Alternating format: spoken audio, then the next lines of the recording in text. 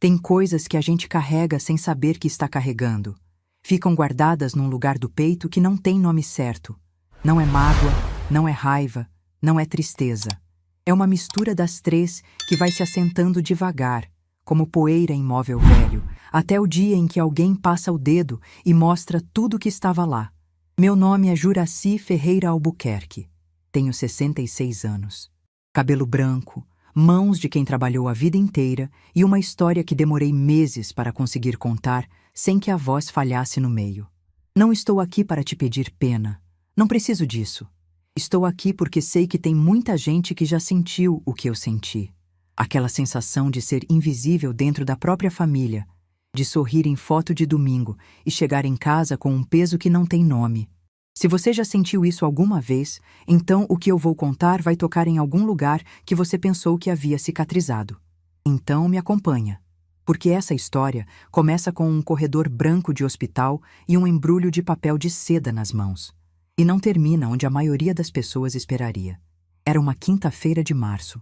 Cedo ainda, daquele tipo de manhã que em Santos chega com um vento úmido que entra pela janela antes mesmo do sol. Eu havia dormido mal. Faz tempo que durmo mal quando estou ansiosa. E naquela semana, a ansiedade tinha outro peso. Era de alegria também. Daquele tipo que aperta o peito por excesso e não por falta. Meu neto estava prestes a chegar ao mundo. O primeiro. O único até então. O menino que eu já amava antes mesmo de conhecer o rosto. Quando a mensagem apareceu no celular, era do meu filho Rodrigo, às 6h02 da manhã, eu já estava acordada. Sentada na beira da cama, com o cabelo ainda solto e o coração na garganta.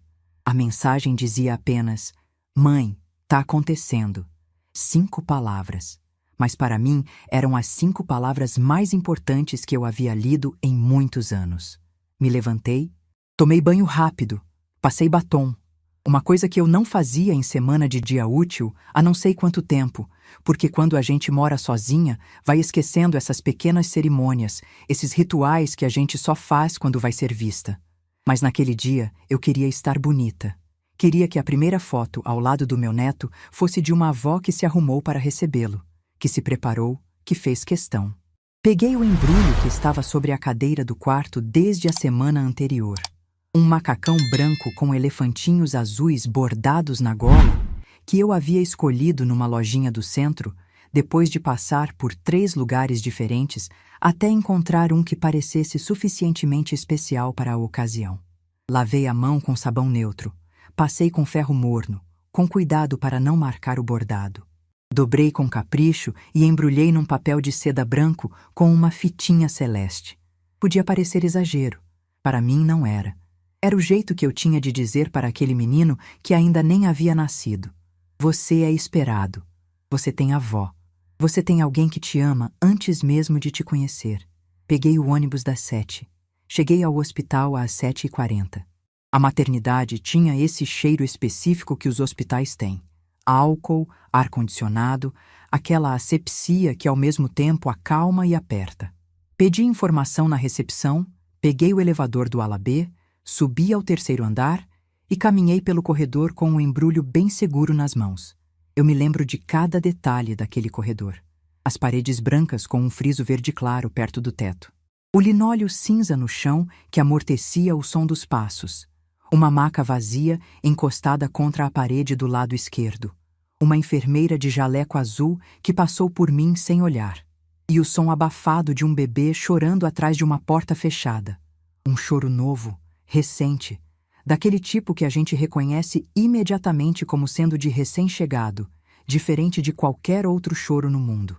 O quarto de Patrícia era o de número 312. Quando cheguei perto, ouvi vozes lá dentro. Parei um segundo. Respirei fundo. Não de nervoso, mas daquele jeito que a gente respira antes de um momento que sabe que vai ser importante. E bati de leve. 2 batidinhas gentis, como se eu não quisesse atrapalhar. A porta se abriu. Não foi Rodrigo quem apareceu. Não foi uma enfermeira. Foi ela, Patrícia. Minha nora, que havia dado à luz horas antes, estava de pé na soleira da porta com o cabelo escovado e uma expressão que eu não soube nomear na hora, mas que hoje, com tudo que aprendi depois, sei chamar pelo nome certo. Era a expressão de alguém que havia ensaiado aquele momento, que sabia exatamente o que ia dizer e havia decidido que era aquela a hora. Ela me olhou. Demorou 1 segundo, aquele tipo de segundo que parece mais comprido do que é, onde a gente consegue notar detalhes que normalmente passariam despercebidos. O jeito que ela cruzou os braços, o quanto ela estava próxima da soleira, como se fosse uma fronteira que ela havia traçado e não deixaria eu cruzar. E então disse, com uma voz baixa, firme, sem nenhuma hesitação, sem nenhuma desculpa, que eu não ia entrar ali. Que se eu não fosse embora por vontade própria, ela saía daquele quarto com o bebê nos braços e chamava o segurança. Eu fiquei parada. Não por fraqueza. Fiquei parada porque meu cérebro simplesmente não conseguiu processar aquilo num primeiro momento. É que quando a gente passa anos construindo uma relação, ou tentando construir, quando engole desaforo em silêncio e sorri nas reuniões de família e manda mensagem de bom dia que fica no visto, quando faz tudo isso acreditando que um dia as coisas vão melhorar, a gente simplesmente não está preparada para o momento em que a máscara cai de vez. Não tem como se preparar. Ele simplesmente chega. Olhei por cima do ombro dela. Rodrigo estava ao fundo do quarto, sentado numa cadeira ao lado da cama, com um embrulho azul nos braços. Meu filho, com meu neto nos braços, pela primeira vez na vida. Aquela imagem, um pai segurando o filho recém-nascido, é uma das imagens mais bonitas que existem no mundo. E eu não conseguia sentir a beleza dela, porque eu precisava que ele me olhasse. Precisava que se levantasse. Que dissesse qualquer coisa, que fosse até a porta e dissesse: Patrícia, para, essa é minha mãe. Ele me olhou e abaixou a cabeça. Tem um silêncio que machuca mais do que qualquer palavra. Não é o silêncio de quem não sabe o que dizer. É o silêncio de quem sabe, escolheu e decidiu ficar quieto assim mesmo. Rodrigo sabia o que estava acontecendo naquele quarto.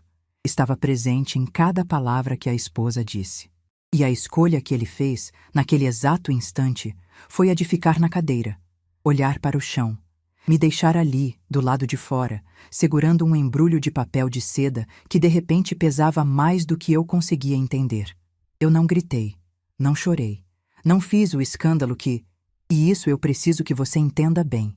Eu tinha todo o direito de fazer. Segurei o embrulho com as 2 mãos, virei as costas e comecei a caminhar.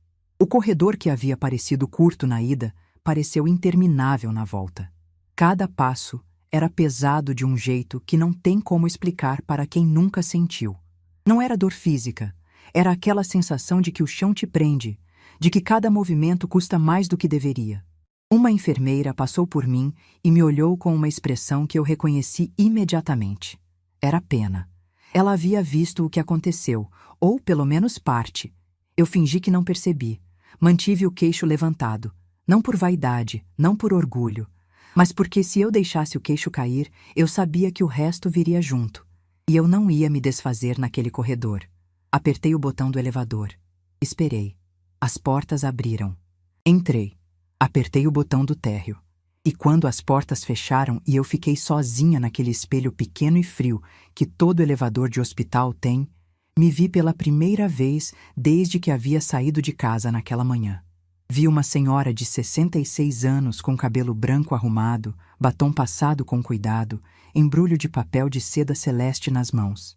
Vi os olhos que ainda não estavam chorando, mas que carregavam aquela película fina e transparente que antecede tudo.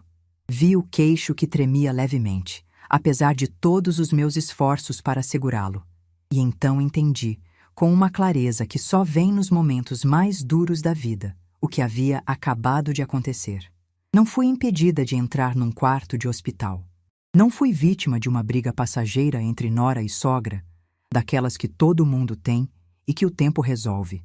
O que aconteceu naquele corredor foi diferente. Foi uma mensagem deliberada, planejada, entregue na frente do meu filho que ficou em silêncio. Eu não fazia parte daquela família. Nunca havia feito aos olhos dela. E Rodrigo havia concordado com isso sem dizer uma palavra. As portas do elevador abriram. Eu saí. Peguei o ônibus de volta. Não me lembro do trajeto. Lembro que era uma linha que eu conheço há 30 anos, mas naquele dia os pontos passavam como em sonho, sem ancorar. Me lembro de descer na minha parada, de caminhar as 2 quadras com o embrulho no braço, de sentir o cheiro de maresia que vem do canal próximo, misturado com o café de alguma padaria aberta, de abrir o portão de ferro da minha casa, aquele que range sempre no mesmo ponto, por mais que eu tente consertar. Entrei pela porta dos fundos, como sempre faço. Coloquei o embrulho sobre a mesa da cozinha. Sentei na cadeira de madeira escura que fica na cabeceira dessa mesa, o mesmo lugar onde tomo café há mais de 30 anos. O mesmo lugar onde tomei café com Edivaldo antes de ele ir embora. Onde tomei café com Rodrigo nas manhãs de exame. Onde tomei café sozinha em tantos domingos que perdi a conta. Coloquei as mãos no colo. E fiquei olhando para a parede em frente sem nenhum pensamento organizado. Apenas aquela quietude que vem depois que algo grande demais acontece e o cérebro ainda não encontrou a gaveta certa para guardar. O relógio marcava 8h22. O vizinho de trás estava varrendo a calçada. Eu ouvia o som da vassoura de palha no concreto, ritmado e constante. O sol fazia um quadrado amarelado no piso da cozinha. Lá fora, a vida seguia no ritmo de qualquer manhã de quinta. Mas dentro da minha cozinha, alguma coisa havia mudado para sempre. Depois de um tempo que não sei medir, levantei. Fui ao banheiro, abri a torneira. E deixei a água correr enquanto eu chorava de um jeito que não chorava desde o enterro de Edivaldo. Não o choro contido, de quem tem medo de ser ouvida, mas aquele choro de fundo de barriga que parece que arrasta consigo tudo que estava represado faz tempo. Não chorei só por mim. Chorei pela mulher que havia passado décadas construindo. Uma casa, um filho, uma empresa. E que naquela manhã havia entendido que havia construído tudo para os outros e que para si mesma tinha erguido muito pouco. Quando a água esfriou, fechei a torneira, me enxuguei, me olhei no espelho pequeno acima da pia e disse para aquela mulher de olhos inchados, em voz baixa, com uma firmeza que ainda estava nascendo, que aquilo não era o fim, que eu ainda estava de pé e que estar de pé, naquele momento, era suficiente para começar. Voltei ao quarto, peguei o embrulho que havia deixado na mesa, coloquei sobre a cômoda e ali ele ficou, o macacão branco com elefantinhos azuis, dobrado, esperando, como eu. Mas havia uma diferença entre mim e aquele embrulho que só fui entender nos dias que vieram. Ele estava esperando sem saber o que viria. Eu não, porque naquela mesma noite, sentada na beira da cama no escuro, enquanto o teto da minha casa me olhava de volta com toda a paciência do mundo, me veio uma lembrança. Lenta a princípio, como quando a gente tenta se lembrar de um sonho. E depois mais nítida, mais firme, mais real. Me lembrei do cofre. Antes de te contar o que estava naquele cofre, preciso te contar sobre o homem que me fez precisar dele. Edivaldo Albuquerque tinha 43 anos quando o coração dele simplesmente parou num domingo de tarde. Não teve aviso. Não teve sinal. Ele havia almoçado, levantado da mesa, dito que ia deitar um pouco porque estava com a cabeça pesada e nunca mais acordou. Rodrigo tinha 11 anos, eu tinha 38, e a casa em que vivíamos tinha o segundo andar pela metade. A laje estava concretada, as paredes levantadas, mas sem reboco, sem janelas, sem nada que fizesse daquele espaço vazio um lugar onde as pessoas pudessem viver. Lembro que, na semana seguinte ao enterro, meu cunhado veio me ver e olhou para a obra inacabada com aquela expressão de homem que está prestes a dizer algo que acha que vai ser útil. Me disse que eu devia parar a construção, que sozinha, com um filho para criar e um salário só, eu não ia conseguir terminar, que o jeito era deixar assim por enquanto, fechar o andar de baixo e esquecer de cima por um tempo. Eu ouvi tudo com atenção, agradeci. E quando ele foi embora, fui até a laje, olhei para aquelas paredes nuas de bloco aparente e decidi que ia terminar. Não por teimosia, não para provar nada para ninguém, mas porque Edivaldo havia começado aquela obra com um plano. O andar de cima seria para Rodrigo quando ele crescesse. Seria o quarto grande do adolescente, depois o espaço do jovem, depois o apartamento do filho que ficasse perto da mãe. Não ia deixar o sonho do meu marido virar depósito. Terminei a construção em 2 anos e 4 meses. Fiz com o salário de assistente contábil da cooperativa onde trabalhava com o 13º que eu guardava inteiro todo dezembro, com o FGTS que saquei parcelado e com um acordo com o mestre de obras, seu Benedito, que me cobrou menos do que deveria porque era amigo de Edivaldo desde a infância e disse que aquilo era o mínimo que podia fazer. Nunca esqueci isso. Tem gente que aparece na sua vida na hora mais difícil e te salva sem nem perceber que está salvando. Rodrigo cresceu nessa casa. Cresceu me vendo acordar cedo, me vendo fazer conta em papel, me vendo dizer não para a coisa que queria comprar porque o dinheiro tinha outro destino. Nunca reclamei perto dele. Nunca deixei que ele sentisse o peso do que carregávamos, e olha que era peso. Mas eu acreditava, com uma convicção que hoje reconheço como a coisa mais bonita que já tive, que filho não precisa crescer sabendo o tamanho do sacrifício da mãe. Ele precisa crescer se sentindo seguro. O resto é conta que a mãe paga sozinha e não apresenta para ninguém. Rodrigo foi um filho bom. Isso eu preciso dizer com todas as letras, porque o que veio depois não apaga o que ele foi antes. Estudioso, atencioso, daquele tipo que liga no aniversário e lembra que você não gosta de coentro. Quando passou no vestibular de engenharia civil numa universidade em Campinas, eu chorei no banheiro para ele não ver. De orgulho, não de tristeza. Quando ele foi embora de casa pela primeira vez, com 2 malas e uma mochila, eu fiquei na janela vendo o ônibus partir e pensei: pronto, fiz o que me pediram para fazer. Criei um homem inteiro. Paguei metade do aluguel do apartamento dele nos primeiros 2 anos. Não porque ele pediu, porque eu quis. Porque entendia que começar do zero numa cidade nova, com salário de engenheiro júnior, tem um custo que ninguém conta para os jovens antes de eles saírem de casa. Então, eu cobria a diferença em silêncio, todo mês, como quem paga uma conta que considera sua por direito. Quando ele me ligou dizendo que queria abrir a própria construtora, eu estava sentada exatamente na mesma cadeira da cozinha onde sentei naquela manhã de março. Ouvi o plano inteiro. O galpão que ele queria alugar, os equipamentos que precisava comprar, o contrato que já tinha em vista se conseguisse estrutura para executar. Ouvi com atenção, fiz as perguntas certas e no final disse: "Quanto você precisa para começar?" Ele hesitou. Disse que não queria pedir. Eu disse que não era pedido, era investimento. Que eu havia guardado dinheiro por 11 anos em parcelas pequenas todo mês, como minha mãe me ensinou a fazer, e que aquele dinheiro tinha destino certo desde o começo. Era para ele ter o que Edivaldo não teve tempo de dar. Coloquei os recursos para a entrada dos primeiros equipamentos. Assinei como fiadora no contrato de arrendamento do galpão. Meu nome, minha responsabilidade, minha assinatura. E fizemos um contrato entre nós, registrado em cartório, claro como água. 30% da construtora estava em meu nome, como reconhecimento formal do investimento que eu havia feito. Rodrigo sugeriu isso. Disse que não seria justo de outro jeito. Eu concordei, não por interesse, mas porque reconheci que era a forma honesta de estruturar o que havia entre nós. Aquele contrato foi para o cofre. Ficou lá junto com os extratos, os recibos, os comprovantes de cada transferência que fiz ao longo dos anos. Uma vida de papel guardada numa caixa de aço com segredo numérico, atrás das colchas de inverno no armário do meu quarto. Patrícia nunca perguntou sobre as origens da empresa.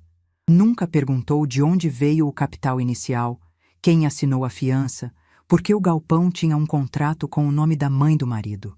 Talvez achasse que sabia. Talvez não quisesse saber. Seja como for, ela nunca perguntou.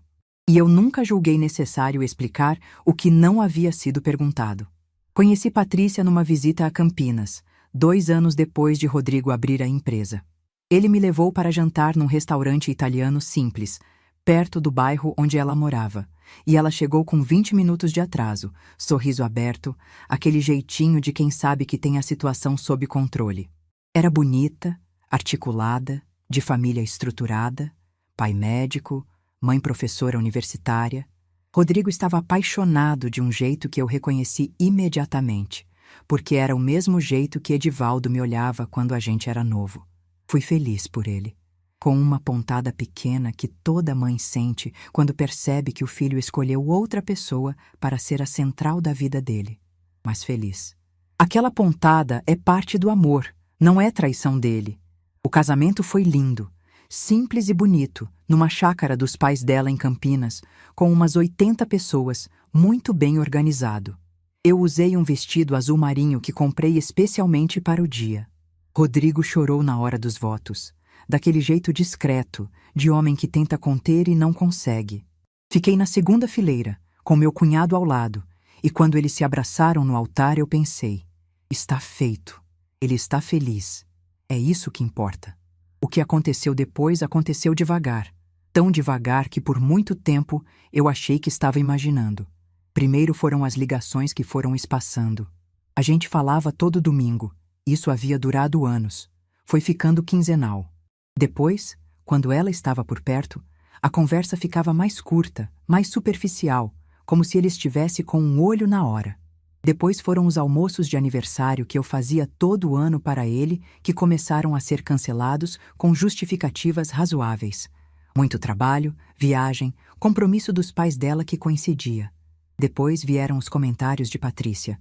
Sempre leves, sempre com um sorriso, sempre com aquele verniz de quem está só, sendo honesta, que eu colocava sal demais na comida, que o jeito que eu arrumava a mesa era muito de interior. Ela usou essa expressão, eu me lembro. Que eu mimava demais. Rodrigo, quando ele estava gripado, que isso não fazia bem para um homem adulto. Eu ria. Eu cedia. Eu dizia que bom que você fala, que vou prestar atenção, que você tem razão. Engoli cada comentário com o sorriso de quem quer fazer dar certo. Porque eu queria. Porque ela era a mulher do meu filho. Porque eu havia prometido a mim mesma que não seria a sogra do conto popular. Aquela que interfere, que julga, que compete. Ia ser diferente. Ia ser leve. Só que tem uma diferença entre ser leve e ser transparente. E eu fui ficando transparente sem perceber. Quando Patrícia engravidou, algo em mim acendeu de novo. Achei que ia ser um recomeço.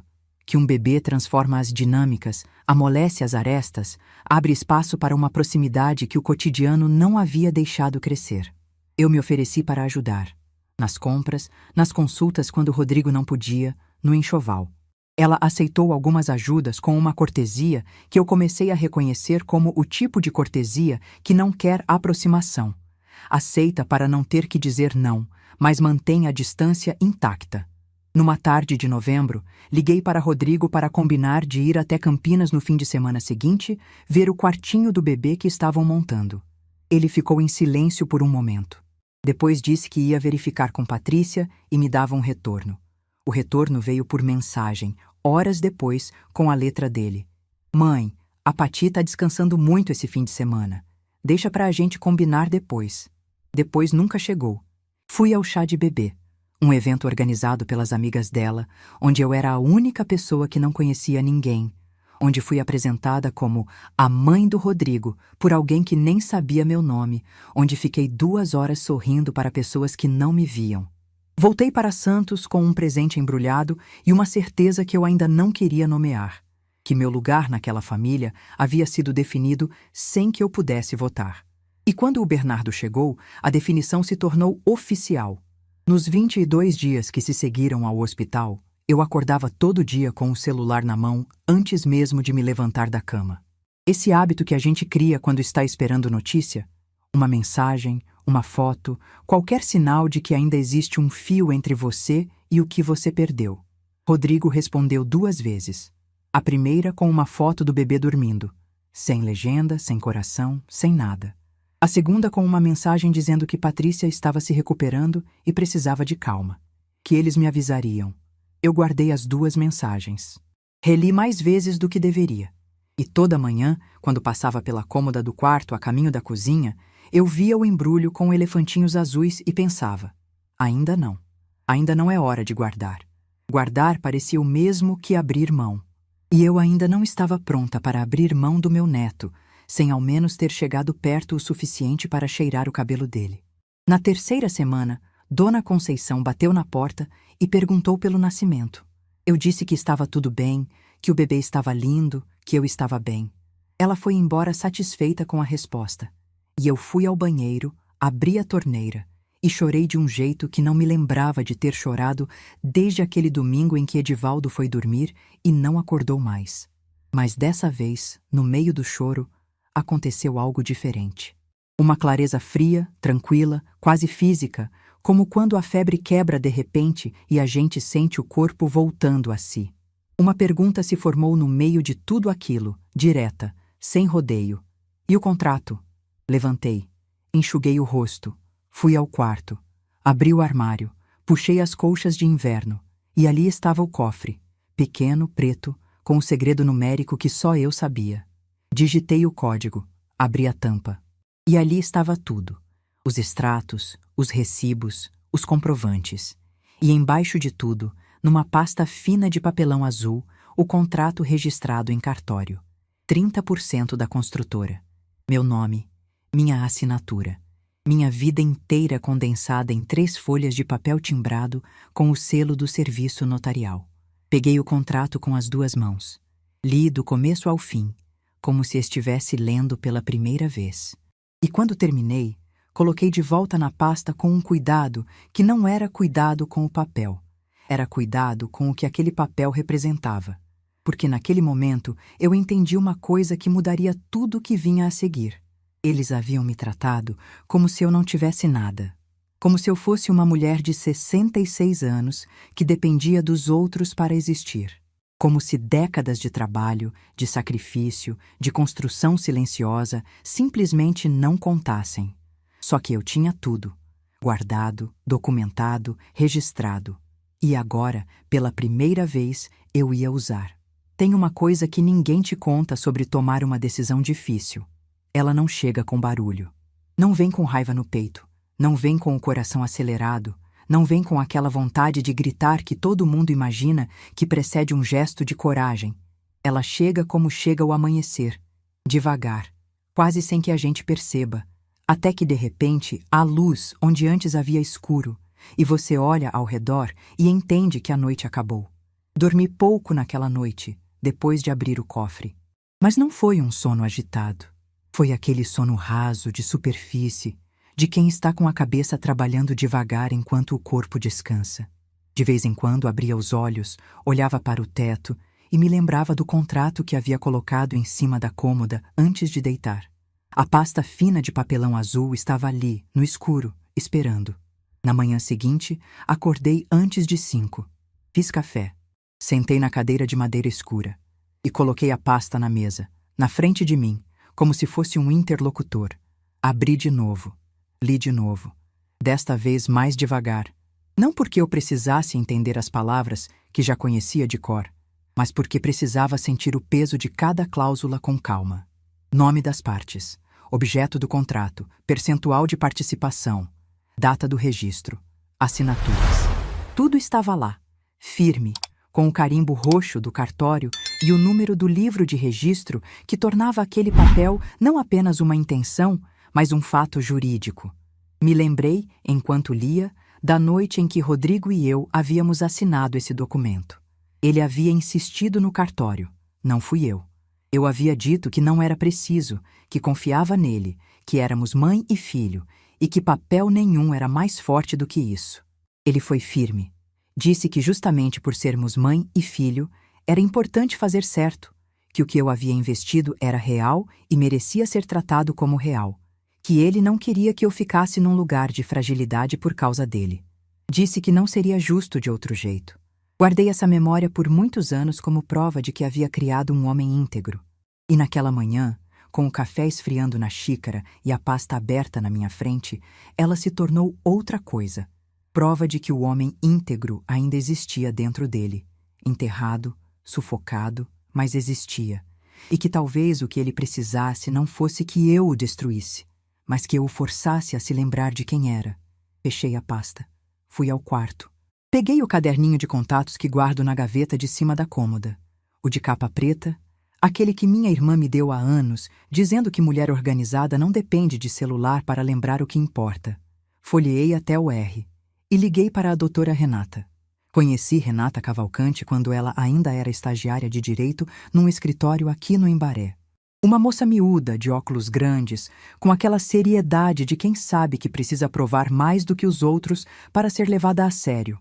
Ao longo dos anos, fui a ela em algumas questões pequenas: revisão de contrato de locação, orientação sobre inventário quando minha mãe se foi. Ela cresceu, montou o próprio escritório e ficamos naquele tipo de relação que não é amizade íntima, mas é confiança real. A confiança de quem sabe que do outro lado tem alguém que vai olhar para o seu problema com honestidade. Ela atendeu no terceiro toque. Expliquei a situação com calma, na ordem certa. O contrato, a participação societária, o que havia acontecido no hospital, os 22 dias de silêncio. Ela ouviu sem interromper. E isso era uma das coisas que eu apreciava nela. Quando terminei, ficou 1 segundo em silêncio e depois disse o que eu precisava ouvir: que meus direitos estavam documentados, que a solicitação era legítima e que agir dentro deles não era retaliação. Era simplesmente exercer o que já me pertencia. Disse que ia precisar dos documentos originais. Combinamos que eu passaria no escritório dela naquela tarde. Desliguei o telefone. Terminei o café, que já estava frio, e percebi que havia feito aquela ligação sem que meu coração disparasse uma vez sequer, sem tremor na voz, sem hesitação. Havia uma tranquilidade em mim que eu não reconhecia como minha, ou melhor, que eu reconhecia como de um tempo muito anterior, de antes de ter aprendido a encolher. Levantei. Fui regar as plantas da varanda. Havia 3 vasos de samambaias que precisavam de água, um pé de manjericão que estava pedindo um tutor e uma begônia que florescia toda vez que eu achava que havia secado de vez. Reguei cada um com atenção, como fazia toda manhã. A vida miúda precisava continuar, e havia algo de importante nessa continuidade, nesse recusar deixar que a dor grande engolisse os rituais pequenos. Naquela tarde, passei no escritório de doutora Renata com a pasta azul e um envelope com cópias dos extratos. Ela examinou tudo, fez algumas perguntas técnicas que eu respondi sem dificuldade. Décadas trabalhando com contabilidade ensinam a guardar papel na ordem certa, e me disse que em 48 horas protocolaria a solicitação formal de revisão societária, pedindo reconhecimento pleno dos meus direitos como sócia, com acesso a demonstrativos financeiros e participação nas decisões da empresa. Tudo dentro da lei. Tudo com o meu nome. Tudo documentado. Voltei para casa no fim da tarde com a pasta debaixo do braço e uma sensação que demorei para nomear. Não era satisfação, porque satisfação tem um gosto de vitória, e eu não estava buscando vitória. Não era alívio, porque o peso ainda estava lá. Era algo mais próximo de alinhamento, como quando a gente passa tempo demais curvada e de repente consegue ficar ereta de novo, e os ombros doem um pouco, mas a coluna agradece. Jantar foi arroz, feijão, uma costelinha que havia sobrado do dia anterior. Comi sozinha, como de costume, com o rádio ligado naquele programa de música antiga que escuto desde antes de Rodrigo nascer. Lavei a louça. Apaguei a luz da cozinha e fui dormir às 9h30, 1 hora mais cedo do que o normal, porque pela primeira vez em semanas não havia nada pendente dentro de mim que me prendesse acordada. Nos 2 dias seguintes não aconteceu nada visível. A vida seguiu com a sua regularidade de sempre: café cedo, caminhada na praça do bairro, almoço, alguma leitura à tarde, jantar, rádio. Dona Conceição bateu na janela numa tarde para me dar um pote de goiabada que havia feito. Aceitei, agradeci, conversamos sobre o calor que não passava. Nada de diferente. Por dentro, eu sabia que a engrenagem havia começado a se mover. Apenas não sabia a velocidade. Na manhã do 3º dia, doutora Renata me ligou para confirmar que a solicitação havia sido protocolada e que a notificação formal seria encaminhada para o endereço da empresa. Perguntou se eu estava bem. Disse que sim. E era verdade. Foi no 4º dia que Rodrigo ligou pela primeira vez. Eu estava na varanda, dando atenção à begônia que havia aberto uma flor cor-de-rosa naquela manhã. Uma flor pequena, quase tímida, como se pedisse licença para existir. O celular vibrou na mesa de dentro. Eu ouvi. Não me levantei imediatamente. Deixei tocar. Depois fui ver.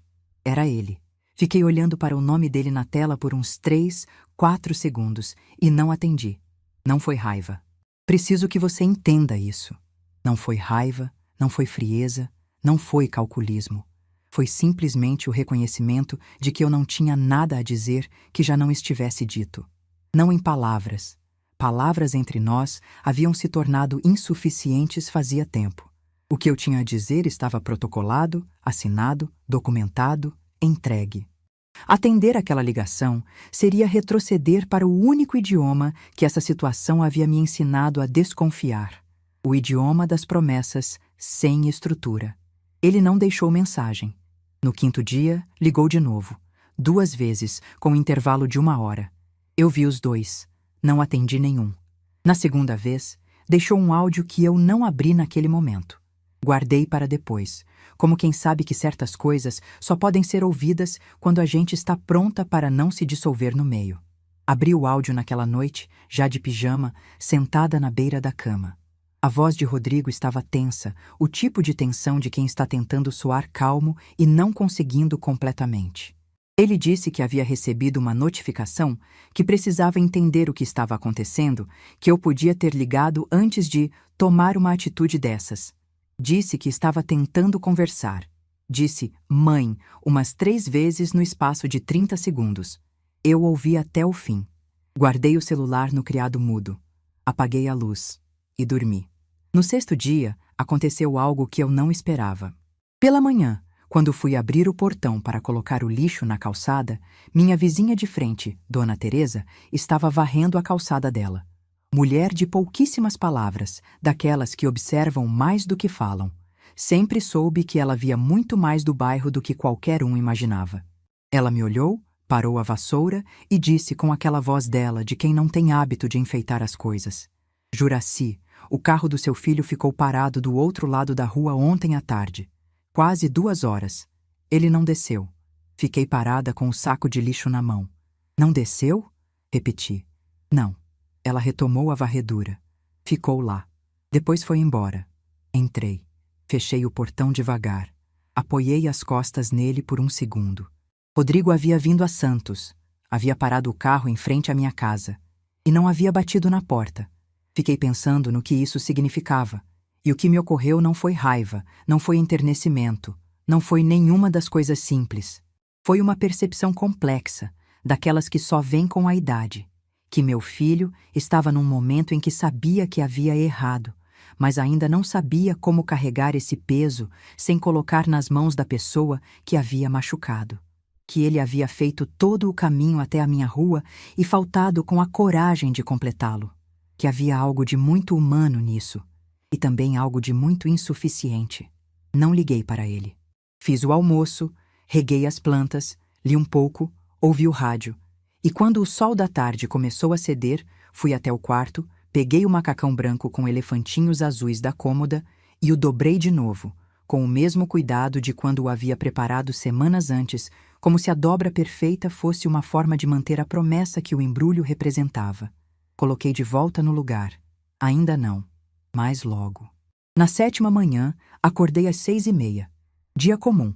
Café, as samambaias, a begônia que precisava ser regada com menos água do que eu costumava dar. Me arrumei sem pressa. Passei o batom. Aquele marrom claro que uso no dia a dia, não o vermelho dos domingos especiais. Às 8h38, eu estava sentada na sala com uma xícara de chá de erva cidreira, lendo o jornal do dia anterior que tinha ficado na mesa, quando ouvi um carro parar na rua. Não me levantei imediatamente. Continuei lendo. Passou 1 minuto. Outro. Olhei para as minhas mãos, as mesmas mãos que haviam terminado uma obra sozinha, que haviam assinado contratos, que haviam dobrado um macacão com elefantinhos azuis com o cuidado de quem ainda acredita que o amor merece ser tratado com atenção. Mãos de 66 anos que sabiam trabalhar, que sabiam esperar, que sabiam, quando necessário, segurar. E então, às 8h40, soou a campainha. Um toque só. Daqueles toques que não são de entregador nem de vizinho. São de alguém que está com o dedo sobre o botão e uma parte de si ainda esperando poder dar meia volta. Dobrei o jornal com cuidado. Coloquei sobre a mesa. Levantei devagar. Não por falta de pressa, mas porque havia aprendido naqueles 7 dias que urgência era um luxo que eu não precisava mais conceder a ninguém antes de mim mesma. Caminhei até a porta. E abri. Era Rodrigo. Sei que você já sabia. Mas preciso dizer assim mesmo, porque tem uma diferença entre saber que alguém vai aparecer e ver o rosto dessa pessoa na sua frente depois de 7 dias de silêncio, 7 dias de ligação não atendida, 7 dias de um carro parado na rua que não teve coragem de completar o caminho. Ver o rosto é diferente de imaginar.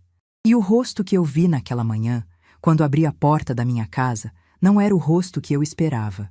Eu esperava encontrar o Rodrigo de reunião. O que eu chamo assim internamente. Aquele filho de postura, de voz firme, de mãos que não tremem sobre a mesa quando tem algo difícil para dizer. O que havia crescido vendo a mãe terminar obra sozinha e havia aprendido, por osmose, que demonstrar fragilidade é um risco que a vida cobra caro. Não era esse o homem que estava na minha porta. Rodrigo usava o terno escuro.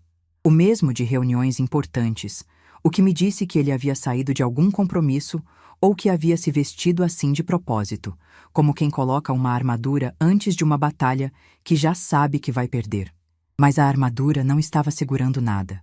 O rosto estava sem defesa. Os olhos, vermelhos daquela vermelhidão específica que não vem do choro de agora, vem do choro de horas atrás, do choro que já secou e deixou a marca, do choro que a pessoa nem sempre percebe que está fazendo porque acontece por dentro, no silêncio de um carro parado numa rua que ela não teve coragem de sair. Ele abriu a boca. Fechou. Olhou para os meus olhos. Desviou para o chão. Voltou para os meus olhos. E a boca abriu de novo. Mas o que veio não foi palavra. Foi um som pequeno, partido, que ficou no meio do caminho entre o que ele queria dizer e o que o peito deixava sair. As mãos, que ele segurava juntas na frente do corpo como se precisasse de alguma coisa para se ancorar, tremiam levemente.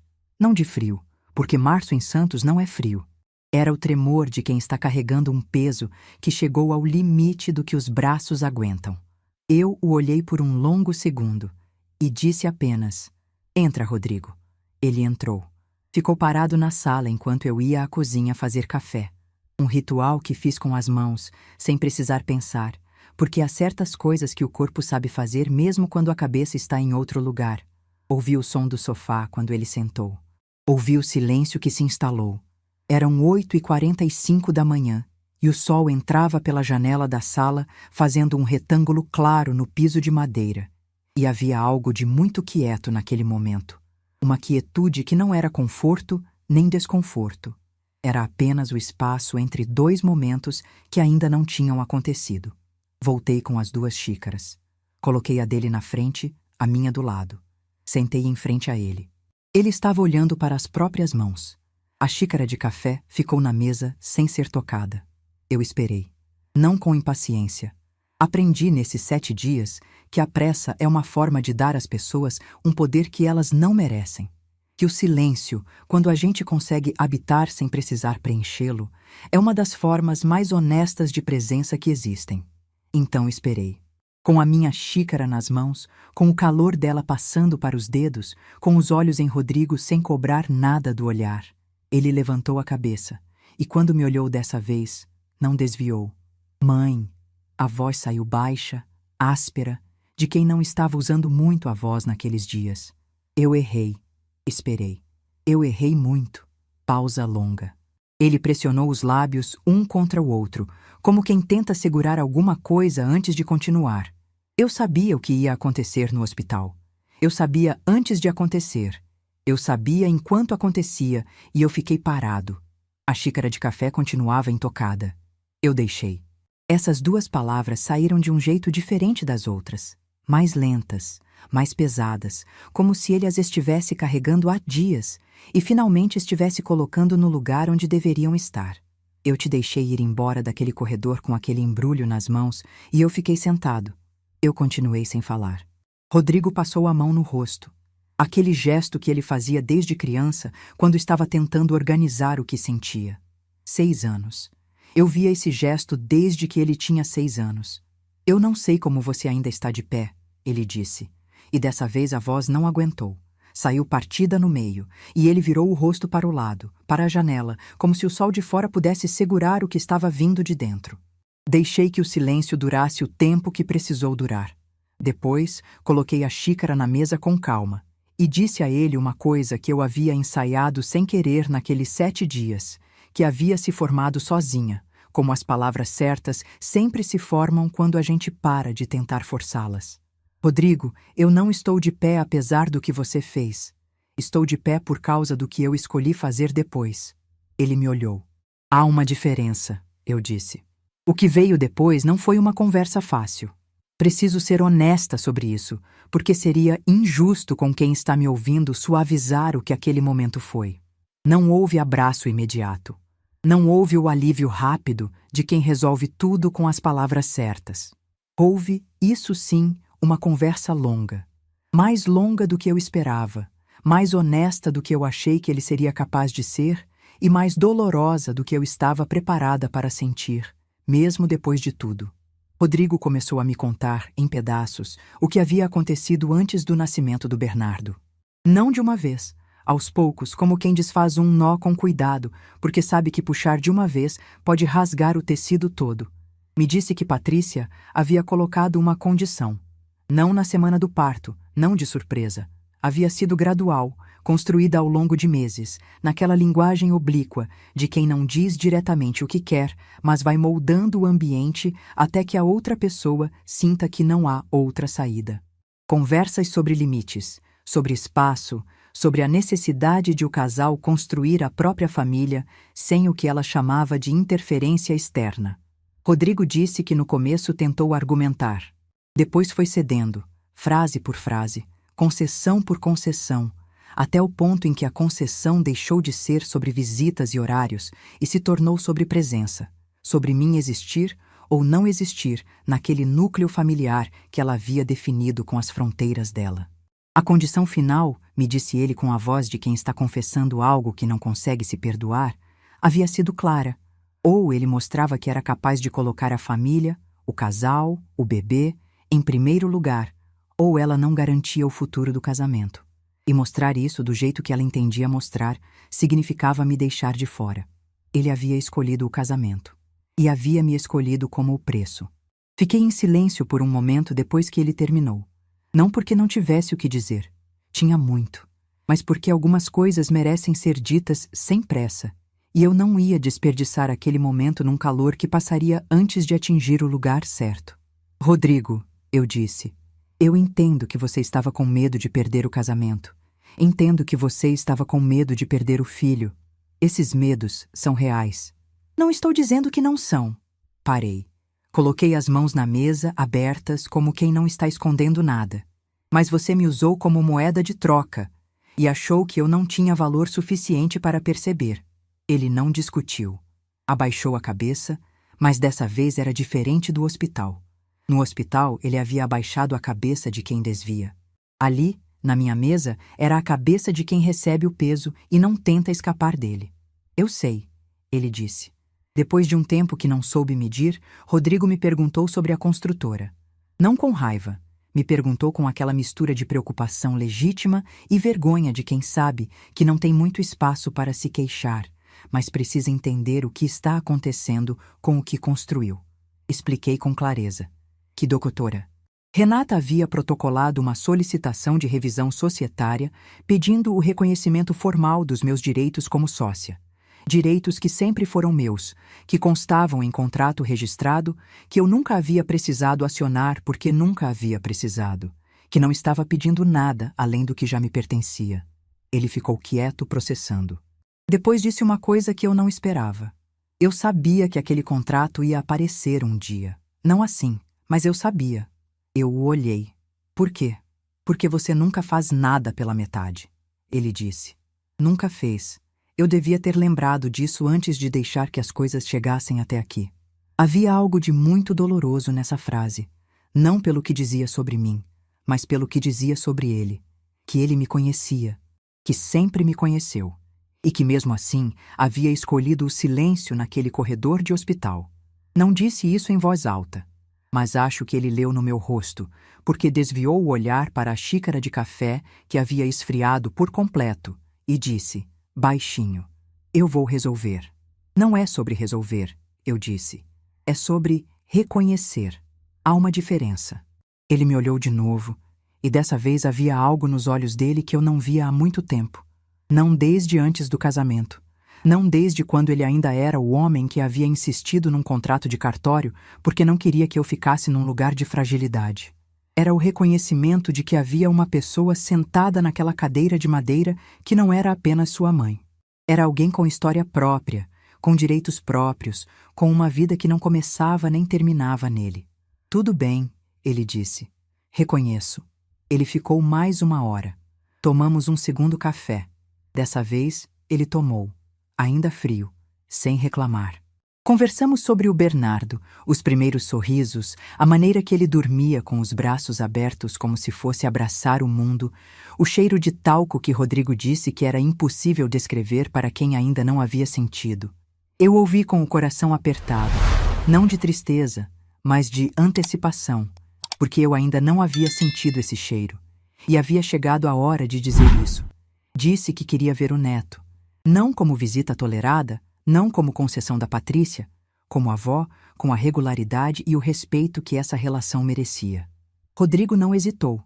Disse que ia conversar com Patrícia, que as coisas precisavam mudar, que ele havia deixado muita coisa ser definida sem a sua participação ativa e que isso também havia terminado. Não precisei perguntar o que ele queria dizer. Entendi. Quando ele foi embora, ficou um abraço, curto, sem as palavras que abraço longo precisaria carregar, mas firme. O tipo de abraço de dois adultos que estão começando a aprender a se falar de um jeito diferente do que aprenderam. Sem a hierarquia de mãe que tudo suporta e filho que tudo recebe. Com o nível que as coisas entre dois adultos deveriam sempre ter tido. Fechei a porta. Fui à janela da sala e vi o carro dele sair da rua. Fiquei olhando até dobrar na esquina e desaparecer. Depois voltei à cozinha. Lavei as 2 xícaras. Enxuguei. Guardei. E fui até o quarto. Peguei o macacão branco com elefantinhos azuis da cômoda. Fiquei com ele nas mãos por um momento, sentindo o algodão lavado, o bordado da gola, a fitinha celeste que havia começado a se soltar de uma ponta. Coloquei de volta. Mas dessa vez não com o gesto de quem está guardando uma espera. Com o gesto de quem está guardando uma promessa que está prestes a ser cumprida. Rodrigo havia dito que ia resolver. E resolveu. Não vou entrar nos detalhes técnicos do que aconteceu com a construtora, porque detalhes técnicos não são o coração dessa história. O coração dessa história é outra coisa, e você vai entender daqui a pouco. O que eu posso dizer é que doutora Renata cuidou de tudo com a competência que eu sempre soube que ela tinha, que minha participação societária foi formalmente reconhecida nos documentos da empresa, e que isso aconteceu sem tribunal, sem grito, sem drama público.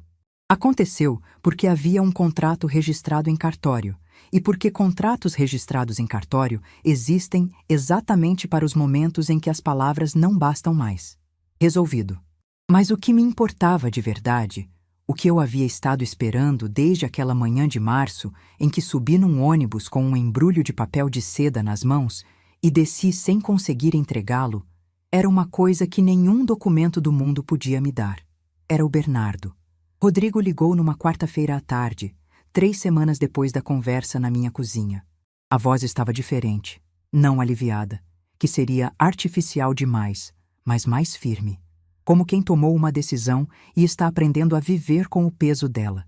Disse que havia conversado com Patrícia, que as coisas haviam sido ditas com clareza, daquele jeito que eu imagino que não foi fácil para nenhum dos dois, mas que era necessário. Que havia sido estabelecido um acordo. Eu veria o Bernardo regularmente, às quartas e aos sábados, na minha casa, sem condição, sem supervisão, sem prazo de validade. Não perguntei o que Patrícia havia dito. Não perguntei como havia sido a conversa. Não precisava. O acordo era o que importava, e o acordo era justo. Disse a Rodrigo que estava bem. Perguntei quando seria a primeira visita. Sábado, ele disse. De manhã. Desliguei. Fiquei sentada na sala por um momento. Depois fui ao quarto. Peguei o macacão. Naquela noite lavei o macacão de novo. À mão, com sabão neutro, o mesmo de antes. Não porque estivesse sujo. Estava guardado há semanas, impecável, dobrado da mesma forma que eu havia deixado. Mas lavar era um ritual. Era o jeito que eu tinha de dizer, desta vez vai. Desta vez você vai chegar. Passei com ferro morno, com aquele cuidado todo de não marcar o bordado dos elefantinhos. Dobrei. Coloquei sobre a cômoda sem embrulho desta vez.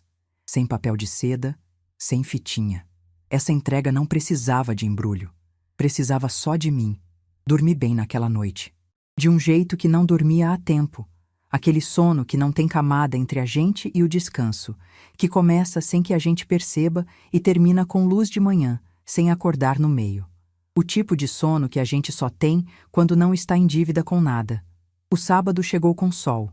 Em Santos, quando o sol aparece de manhã no verão que começa a ceder para o outono, ele tem uma qualidade diferente. Menos agressivo do que o do meio do dia, mais dourado, do tipo que entra pela janela e faz a poeira flutuante parecer coisa bonita. Acordei às 6:30. Fiz café. Reguei as plantas da varanda, as samambaias, o manjericão, a begônia que havia aberto uma segunda flor cor-de-rosa naquela semana, como se soubesse que havia motivo. Me arrumei com cuidado. Não o batom vermelho dos dias especiais, o marrom claro do cotidiano, o que eu queria que fosse meu rosto normal para o Bernardo, não um rosto de ocasião. Queria que ele me conhecesse como eu sou, não como eu apareço nas fotos. Às 9:20, ouvi o carro na rua. Desta vez não fiquei sentada esperando. Fui à janela. Vi Rodrigo estacionar, descer, ir até o banco de trás. E quando ele apareceu do outro lado do carro, tinha nos braços um embrulho de moletom azul claro. Pequeno, redondo, com um gorro branco saindo de uma ponta. Fui até a porta antes que a campainha soasse. Rodrigo estava no portão com o Bernardo no colo quando abri. Meu filho parecia, como eu descreveria isso, parecia como alguém que carregava nos braços a prova de que a vida continua sendo capaz de coisas boas, mesmo depois dos erros que cometemos. Tinha aquele olhar de pai novo que não passa, aquele que mistura exaustão e encantamento numa proporção que nenhuma outra fase da vida consegue reproduzir. Mas eu mal olhei para Rodrigo. Olhei para o Bernardo. Eram 4 meses de vida. 4 meses que eu havia perdido. Os primeiros sorrisos, as primeiras expressões, as noites que Rodrigo havia me descrito naquela conversa na cozinha. 4 meses que não voltam. Eu sabia disso e havia feito as pazes com isso, porque algumas perdas são o preço de não ter abdicado de si mesma, e esse preço, embora doloroso, era justo. Mas ali estava ele. Com o gorro branco levemente torto, os olhos escuros que Rodrigo me disse que eram da cor dos meus, as bochechas redondas de quem ainda não sabe que o mundo tem arestas. Dormindo. Aquele sono profundo de bebê que faz a gente querer respirar mais devagar para não perturbar. Pode pegar, Rodrigo disse. Abri os braços. Tem coisas que o corpo sabe antes da cabeça. As mãos se posicionaram sozinhas. Uma sob a nuca, uma sob as costas. Aquele jeito instintivo que não vai embora mesmo depois de décadas sem segurar um recém-nascido. O Bernardo fez um movimento pequeno quando mudou de colo, um ajuste e depois se acomodou. Pesava o que os bebês pesam, aquele peso denso e quente que não tem comparação com mais nada no mundo, o peso de coisa viva e nova e inteiramente confiante no braço que a segura. E então veio o cheiro. Rodrigo havia tentado me descrever naquela manhã na cozinha. Havia dito que era impossível. Tinha razão. É impossível. É o cheiro de talco e de coisa limpa e de algo que não tem nome, que existe só naquele momento de vida, que vai sumindo devagar sem que a gente perceba e um dia não está mais lá. É o cheiro que faz a gente entender, sem precisar que ninguém explique, por que a espécie humana sobreviveu a tanta coisa. Porque isso existe. Porque isso é possível. Fiquei de pé na entrada da minha casa com o Bernardo no colo por um tempo que não soube medir. Rodrigo estava ao lado, quieto, aprendendo, eu acho, a deixar que os momentos existam sem precisar preenchê-los. Uma coisa que eu havia levado décadas para aprender e que talvez ele estivesse começando a entender agora. Depois entrei. Sentei na cadeira de madeira escura da cozinha. Minha cadeira, a de sempre. Com o neto no colo, com o sol da manhã fazendo o quadrado amarelado no piso de cimento queimado. Rodrigo fez café sem precisar que eu pedisse. Sentou do outro lado da mesa. E ficamos assim, os três, por um bom tempo. O avô imaginário presente no silêncio confortável da cozinha que Edivaldo havia sonhado e eu havia terminado. E o neto que não sabia de nada disso, mas estava exatamente onde deveria estar. Fui ao quarto antes que Rodrigo saísse.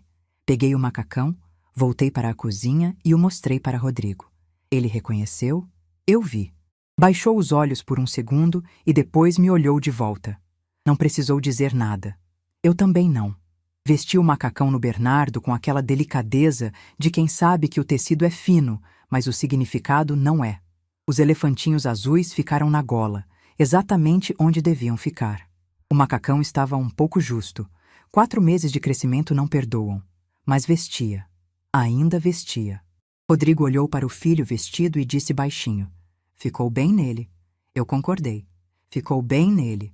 E ali, naquela cozinha que havia sido palco de tantos cafés e tantas despedidas e tantos silêncios pesados e alguns leves, aquele macacão branco com elefantinhos azuis finalmente chegou onde eu havia querido que fosse desde o dia em que o lavei a mão, passei com ferro morno, embrulhei com fitinha celeste e levei ao hospital com o coração cheio de avó. Chegou tarde, mas chegou. Patrícia e eu não nos tornamos amigas. Preciso ser honesta sobre isso, porque seria desonesto pintar um final que não aconteceu. Não houve conversa longa, não houve abraço, não houve aquele momento de revelação em que 2 mulheres se olham e entendem uma a outra de um jeito que o tempo apagou. Não foi assim. O que houve foi um acordo entre adultos que aprenderam, da forma mais difícil, que ignorar uma pessoa não a apaga. Às vezes, a acorda. Ela cumpre a parte dela. Às quartas e aos sábados, o Bernardo vem. Eu cumpro a minha. Recebo com o afeto que é natural em mim, sem cobrar de volta os meses que não posso recuperar, sem usar meu neto como arena para o que ficou entre mim e ela. É pouco?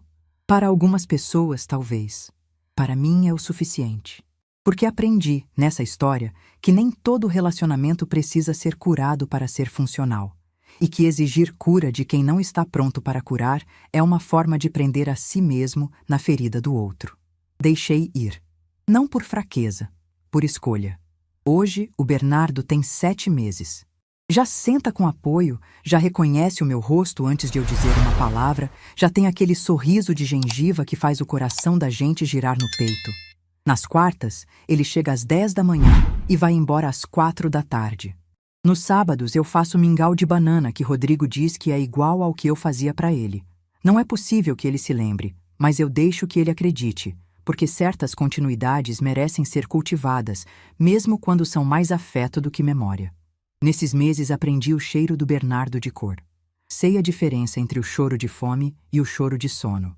Sei que ele fica quieto quando eu canto aquela música do Luiz Gonzaga que minha mãe cantava para mim, uma corrente que passa de geração em geração pelo fio da voz, e que agora passa por mim para ele sem que ele saiba de nada disso.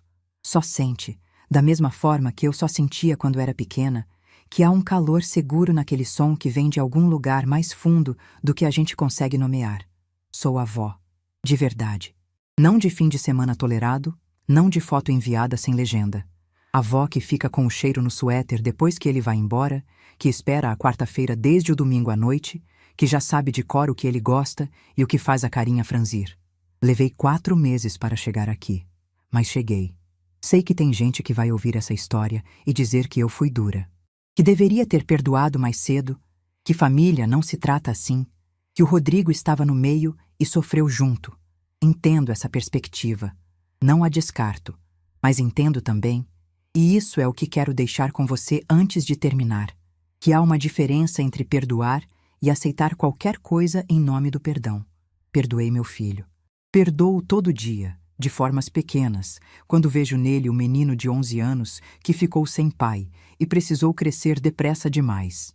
Perdoo o homem que se perdeu entre o amor que sentia pela esposa e o amor que sentia por mim, e que escolheu mal porque ninguém ensina a gente a fazer essas escolhas certas.